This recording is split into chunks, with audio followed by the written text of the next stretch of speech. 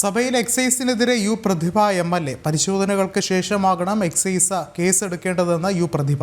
മകനെതിരായ ലഹരി കേസ് സഭയിൽ പരാമർശിച്ചുകൊണ്ടായിരുന്നു MLAയുടെ വിമർശനം. അതേസമയം പകപോക്കലിൽ കേസെടുത്തിട്ടുണ്ടെങ്കിൽ നടപടിയെടുത്തിട്ടുണ്ടെന്ന് MP രാജേഷ് മറുപടി നൽകി.